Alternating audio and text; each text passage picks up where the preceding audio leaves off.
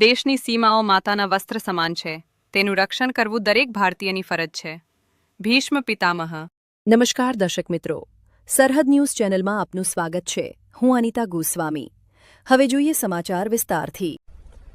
વાવથરા જિલ્લામાં સ્થાનિક સ્વરાજ્યની ચૂંટણી પહેલા રાજકીય ગરમાવો જોવા મળી રહ્યો છે. ભોરલ જિલ્લા પંચાયત બેઠક પર જોગાભાઈ રાજપૂતે છેલ્લી ઘડીએ ભારતીય જનતા પાર્ટી એટલે કે ભાજપમાં જોડાયા છે. ભાજપે તેમને આ બેઠક પર મેન્ડેટ આપ્યું છે. જોગાભાઈ રાજપૂત ઘણા વર્ષોથી કોંગ્રેસ સાથે સંકળાયેલા હતા. તેમણે જણાવ્યું કે તેઓ વડાપ્રધાન નરેન્દ્ર મોદી, મુખ્યમંત્રી ભૂપેન્દ્ર પટેલ, ધારાસભ્ય શંકર ચૌધરી અને વડીલ પરબતભાઈ પટેલના નેતૃત્વ હેઠળ થઈ રહેલા વિકાસ કાર્યોથી પ્રભાવિત થયા છે. તેમણે ઉમેર્યું કે દેશ અને રાજ્યમાં વિકાસની ગતિ જોઈને તેમણે ભાજપમાં જોડાવાનો નિર્ણય કર્યો.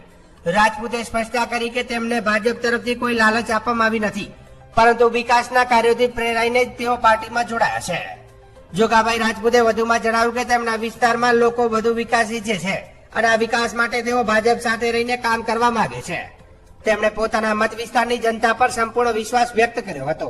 એટલા માટે બદલવી પડે કે અત્યારે ભારતમાં જો વિશ્વમાં આપણે જોઈએ ને તો આપણા પીએમ નરેન્દ્ર મોદી સાહેબ અને વિશ્વમાં ટેમ્પો બદલી રહ્યા છે.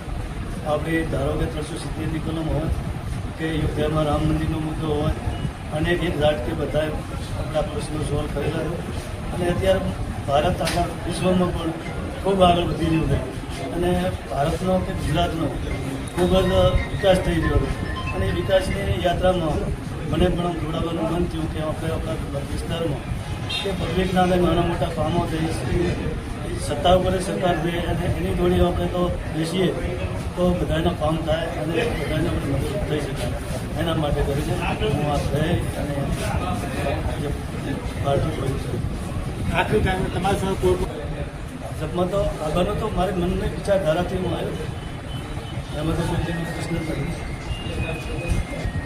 કે તમે ફોર્મ પણ ભરી દીધું કોંગ્રેસે મેન્ડેટ ઉભું કર્યું હતું અને છેલ્લે ભાજપમાં આવ્યા. કોંગ્રેસ પાર્ટીએ પણ મને મેન્ડેટ આપ્યો હતો અને બે પાર્ટીઓએ મેન્ડેટ આપ્યા તો મારે જીઓ ચોઈસ કરવી છે એને સ્વીકારવું એ તો મારા મનની વાત. શું લોકો તમને સ્વીકારશે ખરી હવે? હા, માણસો સ્વીકારશે. માણસોનું કામ કરીએ છીએ, કામ કરે છે અને માણસ આગળ તરત તાલુકામાં મને સ્વીકારે છે અને કોઈ બે હવે ભાજપમાં જોડાશો લોકોને કઈ પ્રકારના પ્રચાર કરશો, કઈ પ્રકારના લોકો વધે શું કહેશું? જે વિકાસની કથા ચાલી રહી છે એ યાત્રા છે એમાં સહભાગી બધા જોડાય અને આવું એ દેખે તેને સારું જોઈને બધા પ્રેરાય અને અમારી હાથે રહી શકે.